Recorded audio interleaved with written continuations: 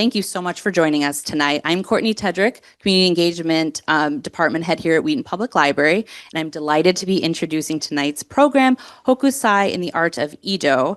Our presenter, Diana Martinez, is the Executive Director of Hokusai and Ukiyo-e, The Floating World, and the Director of the Mackinac Arts Center, also known as the MAC. Diana has over 25 years of experience in the entertainment industry, including leading organizations such as Pheasant Run Theater, the Paramount Theater in Aurora, and the Second City in Chicago. She also currently serves on the board of DuPage Convention and Visitors Bureau, is chair of Arts DuPage, serves on the board of the DuPage Foundation, and is a lifelong resident of Glen Ellen. Please join me in welcoming Diana Martinez. Thank you. Oh, I know what you're on. So thank you so much for coming out tonight on this chilly night. And thank you for everybody who's watching at home. We have some viewers at home. My goal tonight is to make you as excited about this show as I am. So we're going to see where your temperature is at the end, and you tell me how you feel. So I represent a huge team of people who are working on this exhibition. These are some of the team leaders on the staff. We have designers, we have creators, we have costume designers, we have scenic designers, we have curators, preparators who work on this show, collection managers. It's pretty intense when you look at all the people. There's well over 100 people that are working on bringing this project to Glen Ellen this summer, to DuPage County. So the MAC, though, if you don't know about the MAC, we are an art center, and we do touring shows each year. We also have a resident orchestra in-house. We have a resident theater company in-house. So because of the resident theater company and all this college theater, music, and dance, we have a professional staff of designers who work for us, which allow us to make our exhibitions much different than anybody else. You may have been to one of our free lakeside shows in the summer that are outdoors. And we also have a museum. Now, our museum isn't that large. So how are we able to do Frida Kahlo and all of these big crazy shows? And it all started by the idea of one man, Alan Peterson, a donor, who said to me one day, I wish I could do more than write you a check. I love what you're doing, and I want to help. And I want to do something that'll put College of DuPage and the MAC on the map. And that's when he said, how would you like to bring the art of Frida Kahlo to the college? And I thought to myself, in my head, that's an insane idea and it will never happen. But I said, that's interesting, but how would we ever get that collection of art? And he happened to have one of his best friends who owned the largest and most important collection of Frida Kahlo art in the world. Dolores Olmedo, who owns the Dolores Olmedo Museum, he grew up with her son. And he said, I think we can get it here. I'll make the connection. Well, I thought, oh my gosh, this is awesome. Well, then it came to find out we had to make our museum to the level of museum grade with impenetrable walls and a double heating and cooling system and a double humidity system and laser cameras and all kinds of, when you're talking about $13 million worth of art. But I couldn't get it out of my head. I'm like, if College of DuPage got the Frida Kahlo show here, we could do great things. And it worked. And we sold over 100,000 tickets, and it was in the midst of the pandemic, not in the midst, toward the end. We were one of the first things that opened. We had people come from 43 countries in all 50 states. So then we were like, well, we've got all this infrastructure. We have to keep doing it. And then we did the Warhol show 2 years ago. And then, the board's like, so what else are you going to do? And we're like, well, we thought we'd be done, but I guess we'll keep going. And then we started looking for our next collection. And the Frida Kahlo show, what's super interesting about that is after our show, the owner of the collection, he was in his late 80s, almost turning 90, and he said, I can't do this anymore. I can't run the museum anymore. And he gave the art to the city of Mexico. That art will not leave Mexico City for at least 45 years. We had the last show. So when the museum closed, I was talking to the woman who kind of does what I do for the museum there, and she was so upset. What am I going to do with my life? I said, you have traveled to the world's greatest museums with this collection. You know every collection of art all over the world. You could help somebody like me find my next show because you know where the collections are. And then lo and behold, a couple months later, she said, I think I have an idea for your next show. I'm working for Mondo Mostro. And Mondo Mostro is an amazing, I forgot to show you, this is exactly where people came from all the different countries around the world. And all 50 states showed up.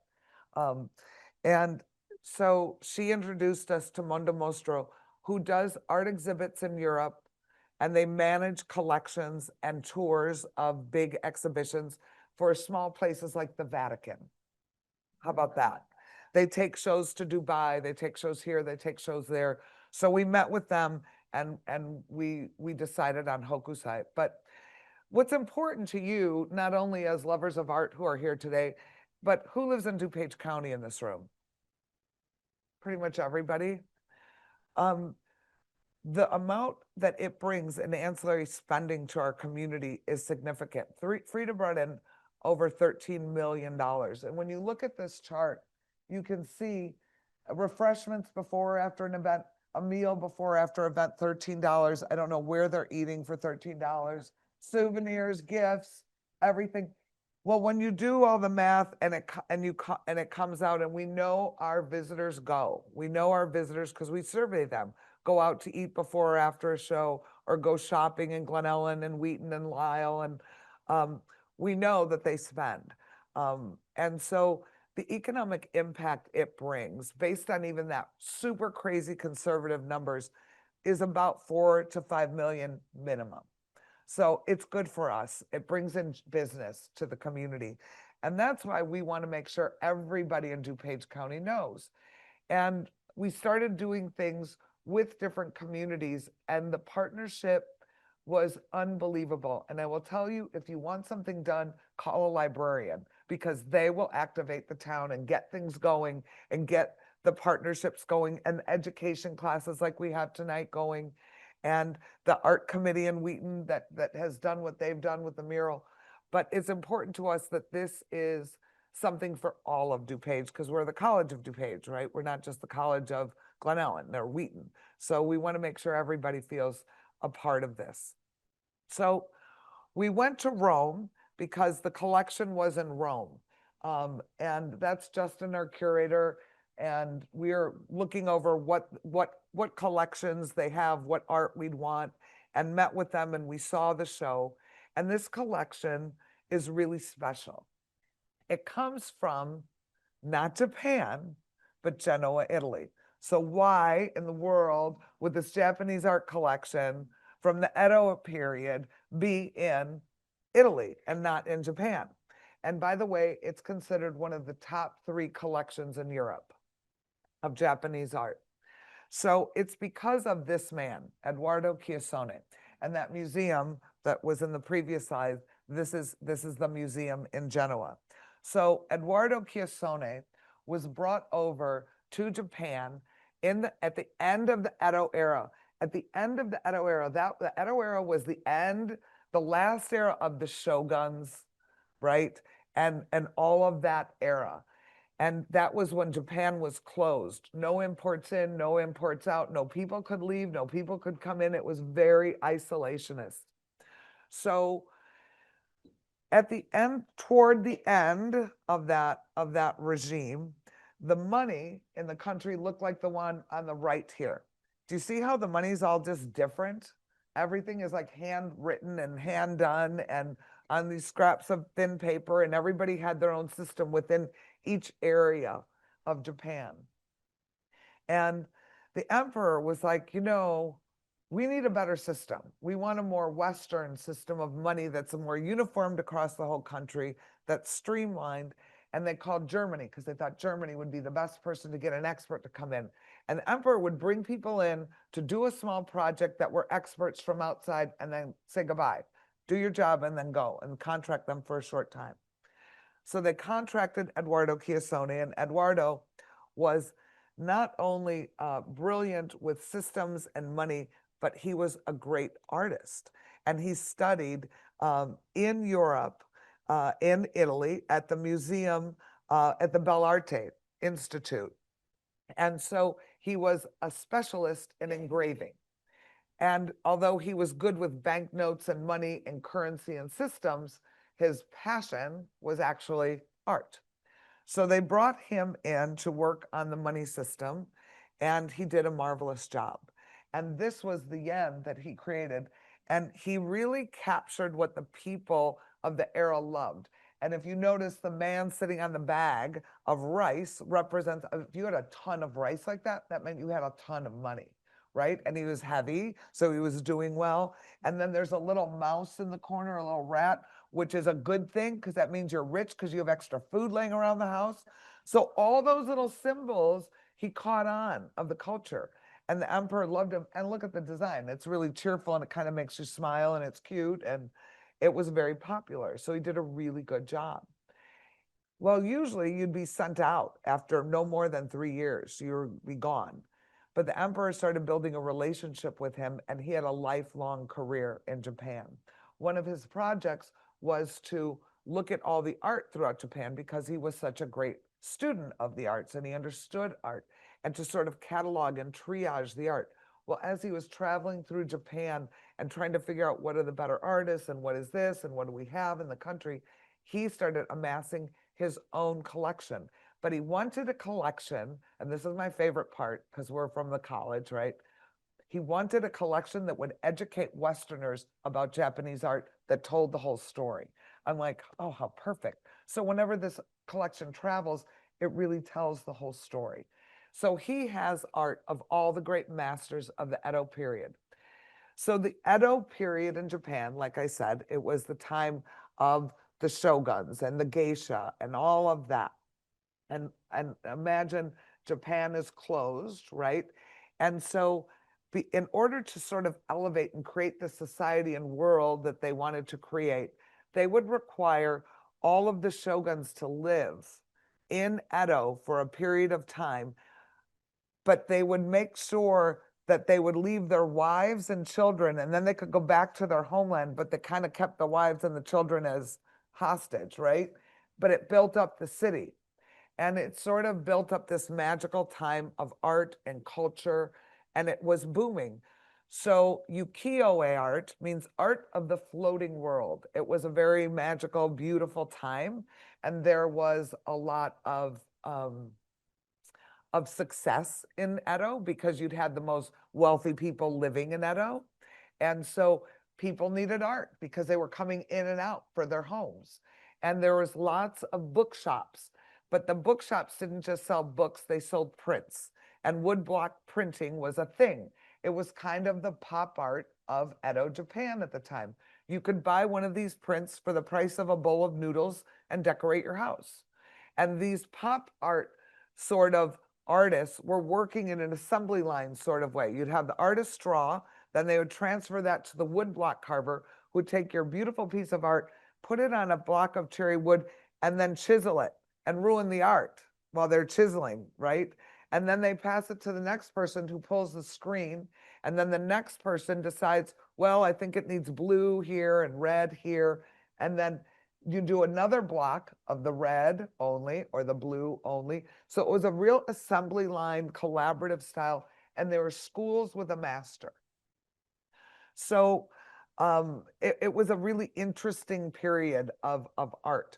And if you look at this piece of ukiyo-e art and images of the floating world, and I've heard 1,000 different descriptions of what ukiyo-e means. I have settled on it was the pop art of the period. But when you think about a Japanese print, how they're stacked, when you look at it, at the bottom, you see the horizon line, and then you see the tree a little higher up, right? So the images were almost floating on the page. They didn't use perspective. They would show things as further away, the higher they are up, right? That's how they did it. There's also people who said it was images of pleasure. So there were studios that just specialized in pictures of the beauties or the geisha. There were studios that just focused on sumo wrestlers. There were studios that just focused on kabuki actors. And you could buy the set of kabuki actors. Well, it's sort of like buying posters, right? Of your favorite stars or your favorite theater that's going on. So they were really doing images of what was popular in the day. And these studios would specialize, and Hokusai worked in a studio at a young age. And we'll talk more about him later. But I'm going to tell you a little bit about the show. So we don't just have Hokusai art. This collection had all of the masters, but we like to focus on one artist and tell the story because we feel like when people know the story of one artist a little deeper, and because he really was the greatest of them all, and a lot of people, some people say, well, I think Hiroshige is way better. I'm like, but there would never have been a Hiroshige if there wasn't a Hokusai.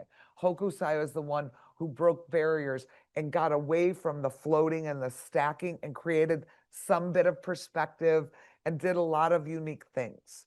So these are all of the masters that will be in the show, and you'll see the gallery will be divided into sections. And along with the art, we also have some objects. We have some games and some instruments of the period, which is really kind of fun.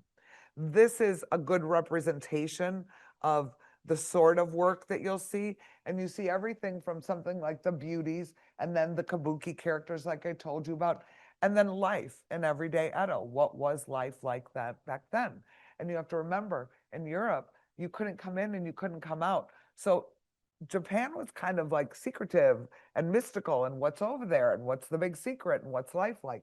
So these images, when they finally were released, were really important to sort of show what life was like in this floating world that they had. When you first come to the exhibition, you're going to enter in the lobby, and we transform the lobby into sort of an educational background on the history of Edo and what was going on politically and how a woodblock print is made and what Ukiyo-e is and all of that. And you already know it all, so you can breeze right through.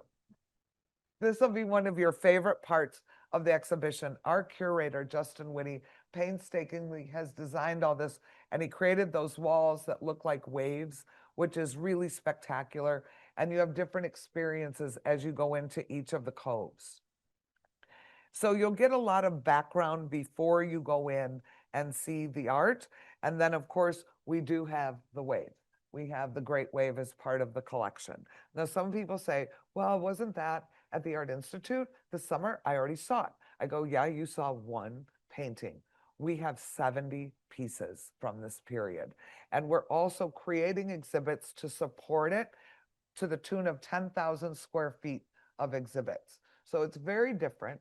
You can't go see the show somewhere else because we're creating our own exhibits. And I promise you, those walls aren't going anywhere. They're only created for our show, right? The whole historical section.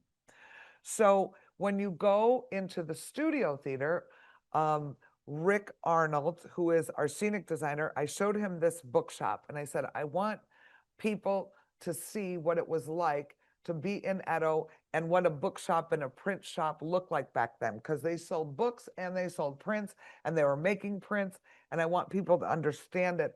And then as we started talking and designing, we ended up with a whole little village that you can walk through now. So we have a little village walkthrough with a tea shop. Then there'll be a silken samurai station. These are sample costumes that I found just to tell you about it. The costumes we have are coming from Warner Brothers. Warner Brothers will not authenticate where the costume's coming from. However, Warner Brothers produced the movie The Last Samurai. And that's like the only Japanese movie they've done. And the costume looks like the cover of the CD, of the DVD. I'm like, I think it's The Last Samurai. I think we have him. But I can't say that I have him, but we have him. And then we have a geisha costume. So we've got some really beautiful recreations of what they would look like. And our costumer is making a kabuki character so that people can see who are these people walking around Edo during this time, right? And what was happening. We have found over the years that children love art and families bring their children. And so my favorite part is I designed the children's area, and this is our children's area. And in the windows now, it looks like you're looking out over Mount Fuji, and there will be a real fake, a real fake cherry blossom tree. And the real fake cherry blossom tree represents a wish tree. And in Japan, you tie a wish and you write your wish on a piece of paper, and with a ribbon, you tie it to the tree. So we're going to have a wish tree in there for the kids, and we're going to have an origami station where they can learn to do an origami and learn to do calligraphy, a little project at the tables. And then the video is an original anime, and it's being created for us by Iron Light. I wrote the script and they're working on it, and it's so beautiful. I wish I could show you, but it's absolutely beautiful. And they did it in the anime, Japanese animation style. So it's a short video that tells the kids the story of Hokusai. What's fun about these videos is in 7 to 8 minutes, you can learn the history of it in a very digestible, easy way. But what I find is there's more adults in there than kids always, because it's better than reading everything, right? This is super exciting.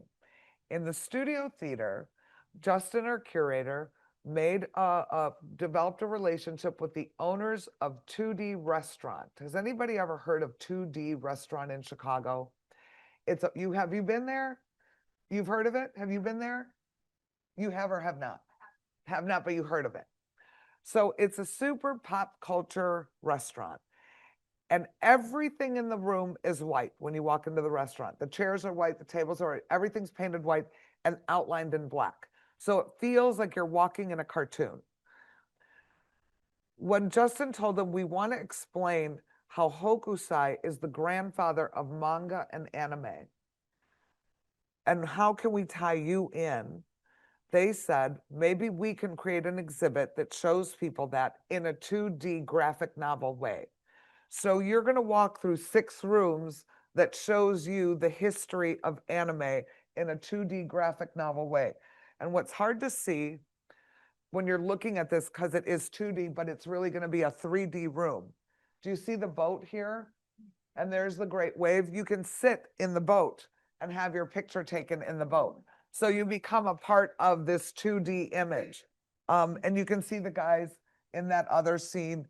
So it'll be a great photo op place for people to have fun and learn about how anime evolved over the years. But I don't think kids today, because anime is a huge business, you know, the Comic-Con and the comics and the graphic novels, it's crazy. People love it, and especially teens and college age people love it. But what people don't always recognize is, guess where it started? Back in the 17th century, right? So I'm very excited about this room. And then thank you to Ball Horticultural, who's a great partner. They are sponsoring a Japanese-inspired garden that we're going to have, where you can sit outside, and we'll have a little cafe where you can pick up some sake or some Japanese beer. And after you're tired and have been through the whole exhibit, you can have something to eat. And we'll have some ramen noodles and some egg rolls, and you can sit outside and look at the tea house. And we found, I was like, Annabelle said, you have to get a bonsai. And I was like, are you kidding me? And she's like, well, we have some contacts. And then you look it up, and bonsai trees. Anybody have an idea how much a bonsai tree costs? A lot, a lot. And so we're looking and looking and looking and looking and looking. And I talked to my prop designer, Dan Gerard, and I said, Dan, I'm giving you the bonsai challenge because I'm done trying to find this bonsai tree. And I said, supposedly there's a place in Wheaton that has a bonsai farm. And he said, okay, I'll see if I tried to call, I couldn't get through, see if you can get through. And on last Sunday, he sends me a picture of all these bonsai trees. He goes, I'm in Wheaton and I won the bonsai challenge. He found the bonsai farm.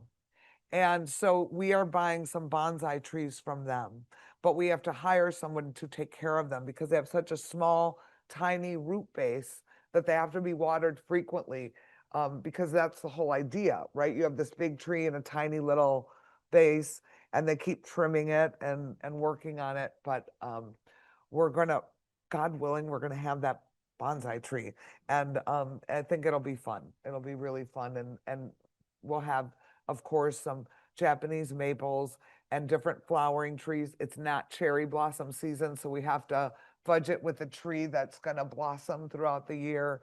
But I think it'll be great fun. Then this exhibit will be kind of an educational exhibit, and you can create your own ukiyo-e. Now, this is a great example of how I said, remember how they stack images, right? The floating world, things are floating on the page. That was one style that was very popular of ukiyo-e. So you can understand how to make your own. And when things are further away, they're smaller. When things are closer, they're bigger, so that people can understand, and then you can email that to yourself. So that will be another station in the exhibition.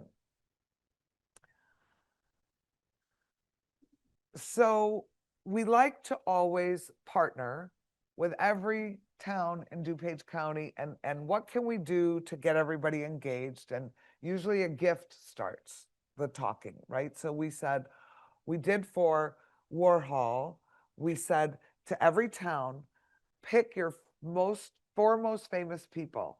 And a really wonderful local artist, Jeff Bevington, gave me the idea because Jeff said, I want to create the four most famous people in Glen Ellen in a Warhol style for a mural in Glen Ellen. What do you think? And it'll help promote the show. And I was like, I think it's awesome, but would you do it for every town in DuPage County? So that every town picks their four most famous people, every town finds a place to hang this mural, and it will be a great tribute. And it was great fun and amazing to see who people came up with. Like Lyle did Morton Arboretum, so everybody did. Some people did a small child who passed away, like in Carol Stream. Everybody's stories, when you went from town to town, they were beautiful stories, really beautiful stories. And you realized how rich the fabric of our county is, with so many wonderful people that contributed in so many different ways. Sometimes it was the founder, sometimes it was a special police officer who rescued a family. It was all different in every town. But what was tricky was we had to get the rights for everybody's image to use. And then they all agreed, when they were famous, they said, you can use the image for your mural, one, but that's it. Well, then people were like, well, we want to make a t-shirt. We want to do this. We want to make stationery. I'm like, well, I can't. I'm sorry. So when we did this, I said, I don't want to run into that again. Let's commission an artist who does it. And we ask each town to give us an image that doesn't have any copyrights attached to it, and that is our image to use. And then once the image is made, they can have it, and they can make stationery or calendars or whatever they want. So we had this great idea, but guess what? We didn't have an artist to make them, because I saw this picture of the Golden Gate Bridge. I'm like, that's what I want. I want a modern day location, but done in a ukiyo-e style print. And so we started looking for an artist, and we put up an ad, and we were trying to look for it. And Justin was helping and trying to put it out in different arts periodicals. And we looked and looked and looked and looked. And on the last day of the whole, send your stuff in if you want to do this commission, Justin comes into my office as I'm calling the wrong guy, which I was like, I guess he could do it. And Justin's like, nope, I found the guy. And I looked at this image, and that's what he sent. And he goes, is this what you're looking for? I'm like, that's what we're looking for. That's exactly what we're looking for. And he came from the very faraway land of Naperville. He was here all along. And so we made a relationship with Richard, and I met him. And he is not Japanese, he's Chinese, but he loved the project, and he understood the assignment, and he understood the style. And he said, my father was a great artist, but all his work was lost in a flood. And I would like to dedicate my work of his work, to him, and put our family symbol on each one of the images to keep his name alive. And so I thought, he really understands community and the project. He's done some murals in Naperville. He's a professional graphic designer and illustrator. And so each town, and Wheaton got involved, recognized that. And so every town got to pick, because in ukiyo-e art, it's always very clear what the season is. So everybody had to pick, is it spring, summer, winter, or fall?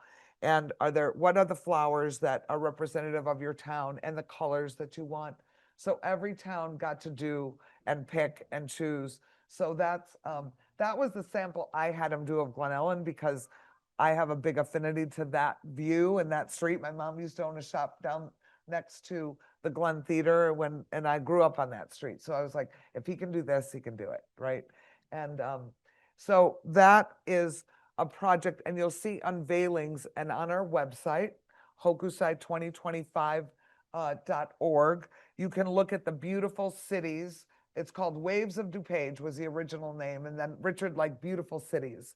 So it's Waves of DuPage, Beautiful Cities Art Project. And you can see where all the openings and where all the art will be. But we also will have the art at the show. Each of the images are framed, and we made a paperback book. So if people want a copy of the book, they can buy all the images. When you come to the show, we're going to have an Eki stamp book for everyone. And the Eki stamp book is a traditional way that the Japanese, in many of their train stations and museums, they have a stamp, a beautiful stamp that is original to that museum. And travelers have their little journal and their Iki stamp book, and they go get a stamp at each location, and you can journal or you can write in it or whatever you want. And somebody told me about that. And I said, well, wouldn't that be fun if we could make one to make sure everybody goes to each station at the exhibit, and then also promote all the different things that towns are doing, right? Glen Ellen has a scavenger hunt of go find the origami in the windows. Lisle is doing a walk where you walk through their downtown, and they have a cherry blossom walk. It's beautiful from the pictures I'm seeing. So everybody's doing their own thing, and different places are having events like this. So it can be promoted in this book as well. So everybody who comes will get the map in this book, and then all the different things happening. We are going to have a summer festival, and it's Hokusai Japan Fest in June. And we'll have entertainment that is coming from the Japan Culture Center. And they have been amazing partners. And they will be bringing a gentleman who does large scale calligraphy with a broom, like Hokusai did. They'll have taiko drummers. We'll have lots of really fun entertainment and music all throughout the day, and Japanese food vendors, and it's great fun. All of the events that I talk about are free with a ticket stub. And if you go to the show opening day and you save your ticket stub, you can come back for the events. Okay? So it doesn't mean you have to buy the ticket for that day. You just have to have a ticket stub. So if you go, put your ticket stub in somewhere safe so you can reuse it for events.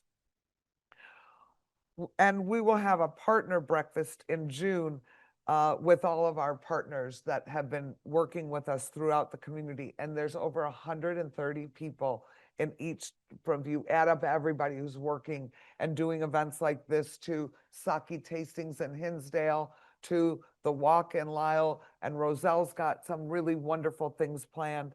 You'll see all the different things happening. We did a festival at the college to test out, to see how fun it would be to do some of these things like the origami and like the calligraphy, and people just had really great fun doing it. And some of the students are going to help with make your own woodblock print. Activities are on the weekends only. Those tickets are more expensive.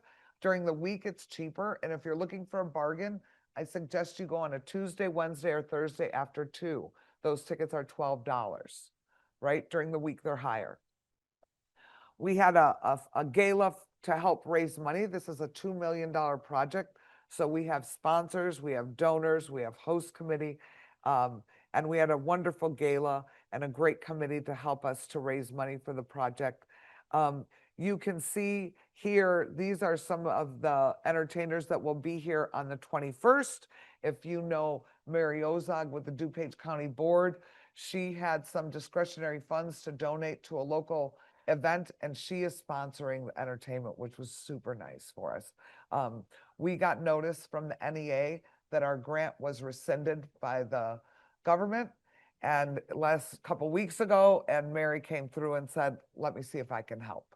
And so it was really nice that she helped us with some of her funds.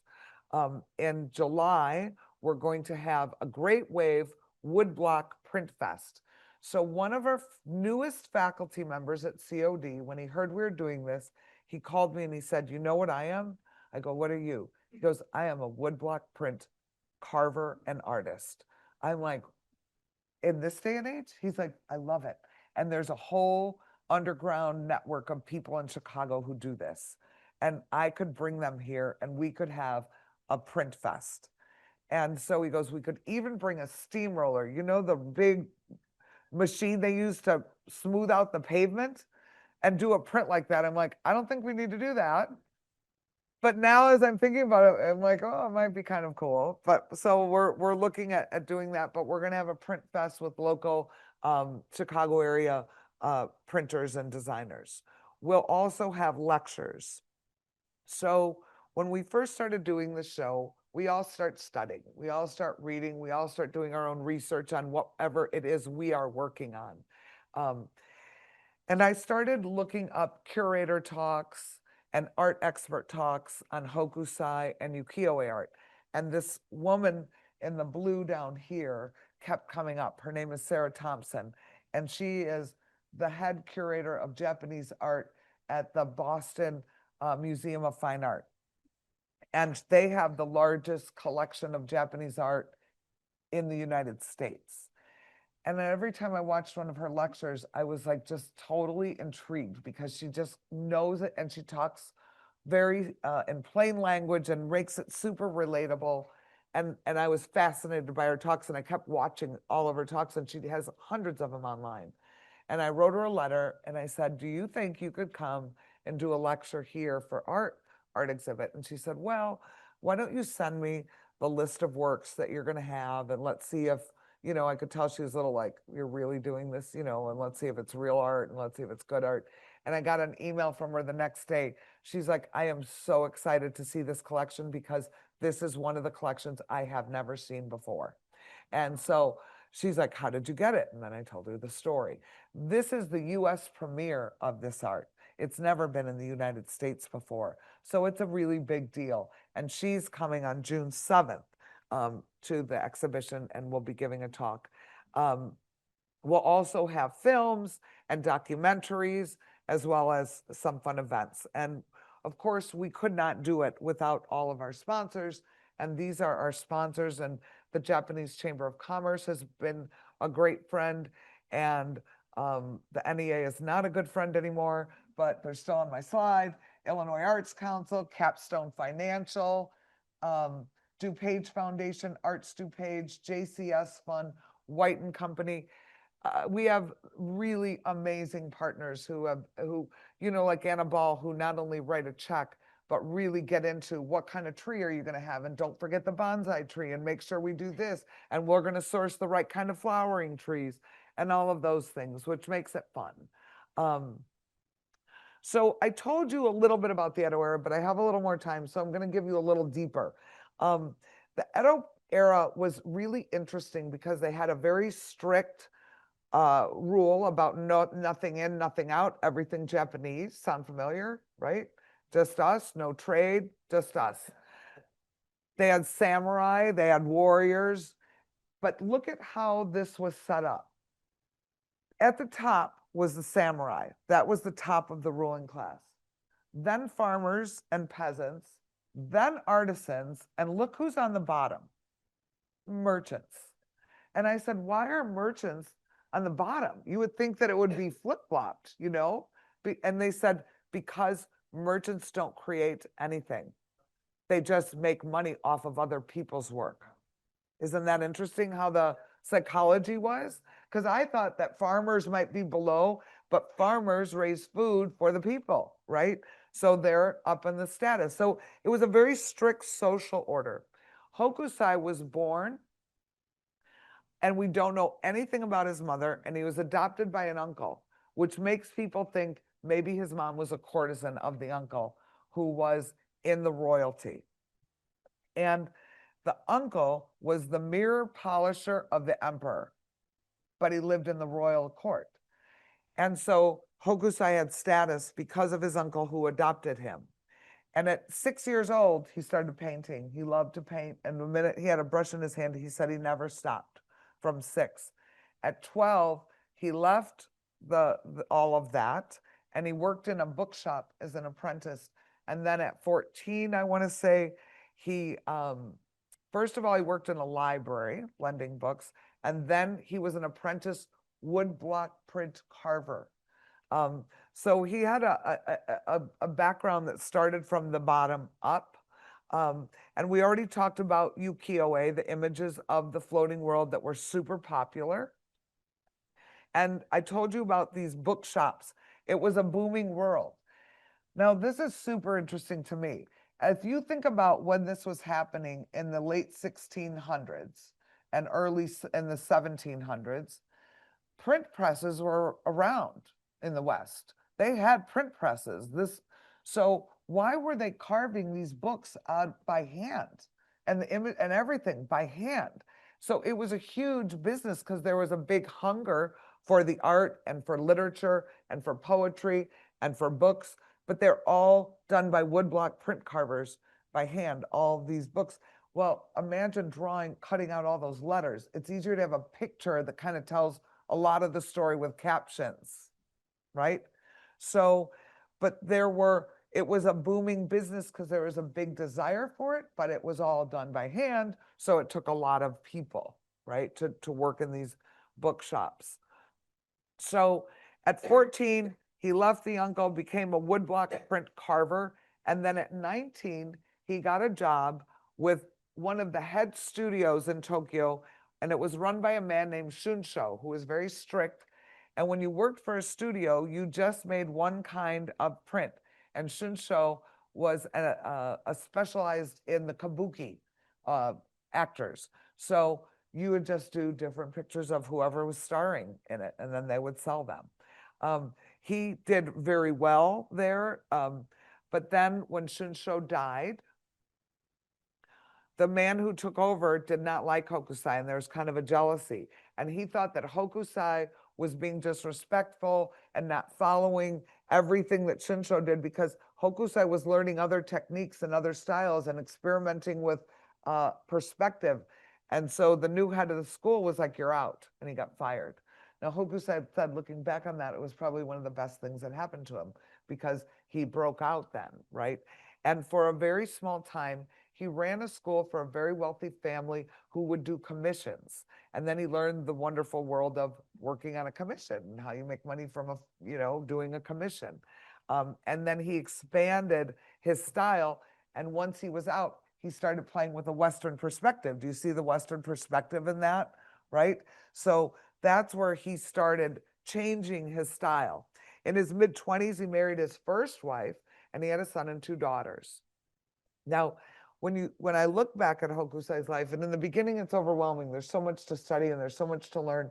But now that I've been able to step back, I look at the perseverance that he had, and the passion he had for his art. He was married and had 1 son and 2 daughters by both wives, and both wives died, right? So his first wife only lived with him for 10 years. So now he's got young kids, right? And he's trying to do this career and do his art and work. He married his second wife and also had a son and 2 daughters. And through all of this, some things I haven't been able to squeeze in. When he worked for Shunsho, remember that first teacher he had? In Japanese culture, when you work for someone or you change your style to honor your master, your teacher, the head of the studio, you change your name and your signature to reflect them. So he changed his name to Shunro. Hokusai changed his name 30 times in his life. Most did it 5 or 10. He changed it 30. Here's another quirky thing about him. He did not like to clean. Now, when I think back, I'm like, he had 3 kids, he's working, he's by himself, he would just move. He lived in over 90 different places in his life. He just left the mess, took the kids, went to the next house. Kind of crazy. But he really loved exploring other styles. And you can kind of see the European style in here, right? He was voracious to get whatever he could. When he was 50, he had a lot of growth and evolution, but he was struck by lightning and he survived, which is just craziness. But he was very spiritual. He was a Buddhist. And that's when he changed his name to Katsushika Hokusai, which has different inferences of the North Star, right? And in the Edo era, getting to the top of Mount Fuji meant sort of eternal life, right? And the secrets to eternal life. So when you know those things about him and you look at some of his art, you're like, well, he certainly was thinking about, the future. And he always wanted to live to be 100. And he had tremendous perseverance. But after he was struck by lightning, he changed his name then to Taito, which means star blessed. He thought the North Star is what saved his life, and he believed that that lightning transformed his art. He also started doing his manga books. So he started making these sketchbooks. So they weren't manga like we know today, which are graphic novels, but they were little sketchbooks, cartoony. And he wanted to do everything. He made sketchbooks of trees. He made sketches of animals, flowers, plants, people, everything. And it was so popular because he made it simple so people could copy that they became bestsellers. And people were buying these books to learn how to sketch. Over his life, there ended up being over 10 volumes, and some of his students put different ones together even past the end of his life. In 1817, when he was 57 years old, he did the Great Daruma, which is a famous Buddhist monk. But he did it 600 meters, which is bigger than a football field. And he painted it with a broom and buckets of ink and had apprentices. And it was a big spectacle. But now he's a household name now because remember, he's got these best-selling manga and anime books, right, that are going around. And he did things like that. So he was a really good businessman. He knew what to do to sort of keep himself relevant all the time. In his 60s, he did his first Mount Fuji.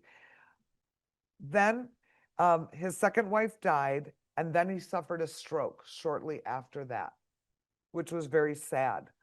One of his grandsons was a gambler and got himself in terrible debt and was in danger of being arrested and imprisoned. And so now Hokusai is getting out of this stroke and trying to keep his grandson out of jail. And so he was working with publishers and saying, what can I do? What do people want? And then they commissioned 36 views of Mount Fuji. And he worked on those. There's actually 40 some images of Mount Fuji, but he kept the name 36. But it was his daughter Oi, from his first marriage, who really took care of him in later life and nursed him. And she was an artist. And she was a really wonderful artist. But what's sad is in that society, women weren't really recognized, right? So there's not a lot of history on where her art is or where it went. We do have some images of her, but this is my favorite all-time Hokusai thing.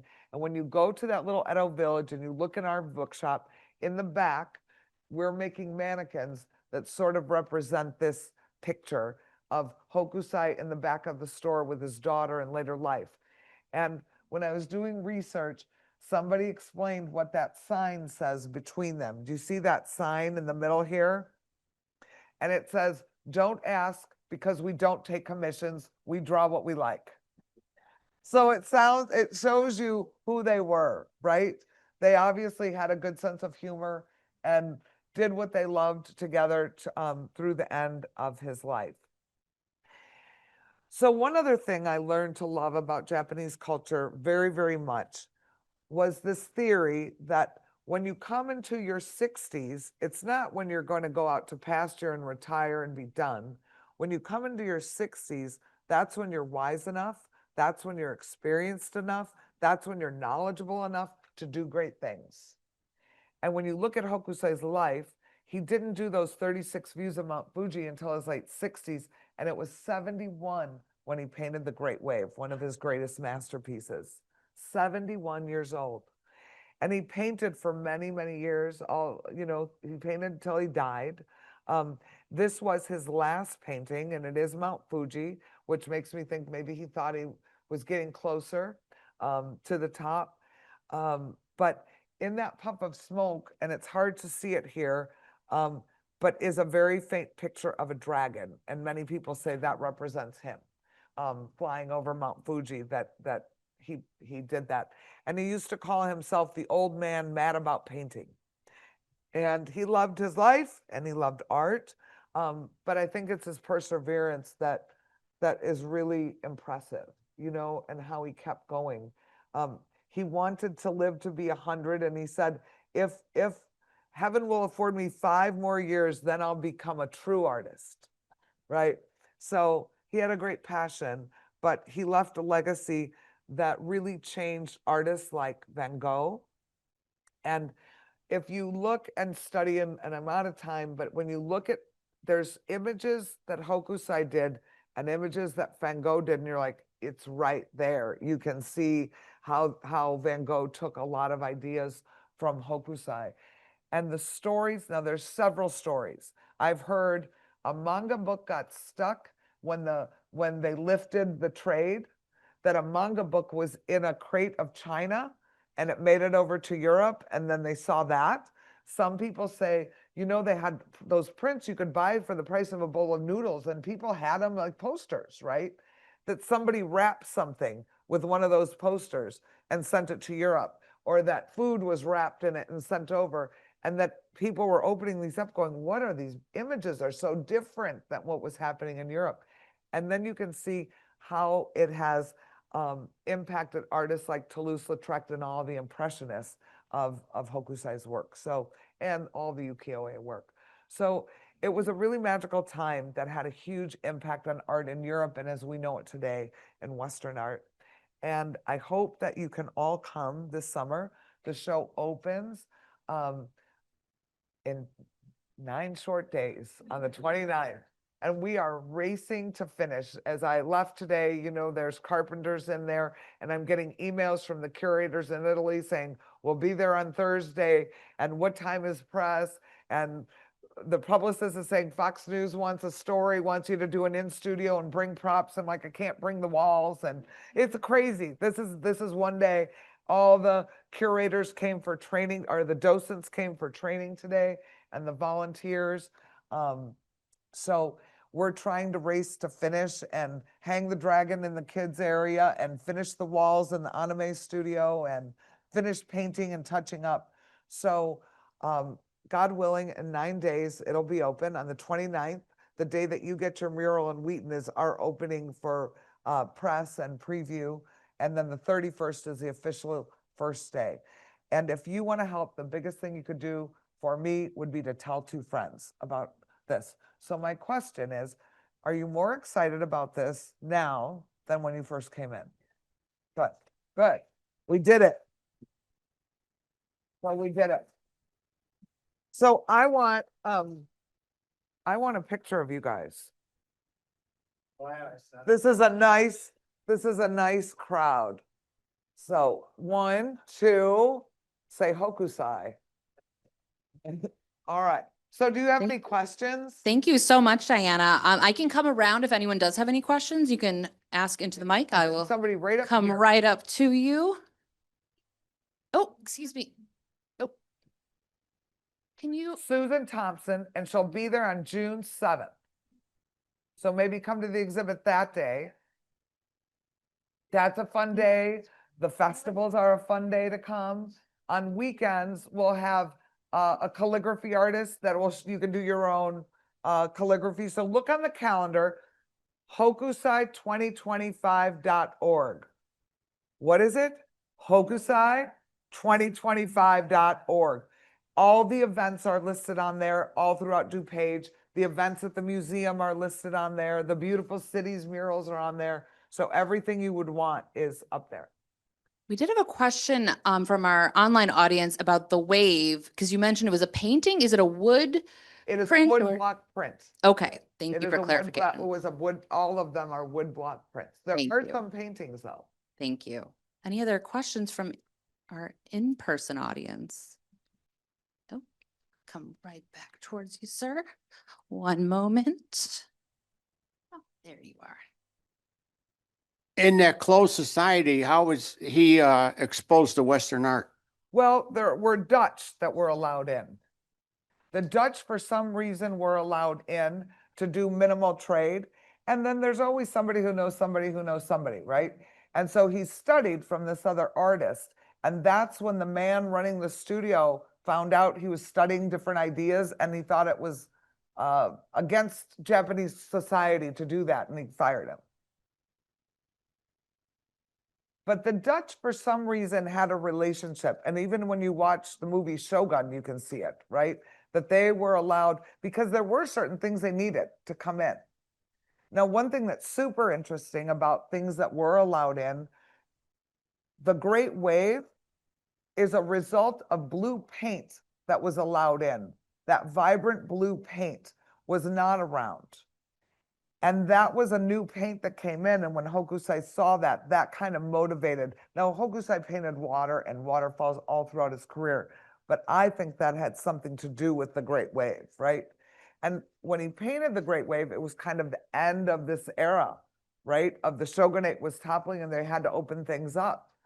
And so I think the Great Wave shows what's coming, right? What's happening with, where is it going to go? How is it going to go? Any other questions? Nope. Okay, well, Diana, thank you so much. We are so excited.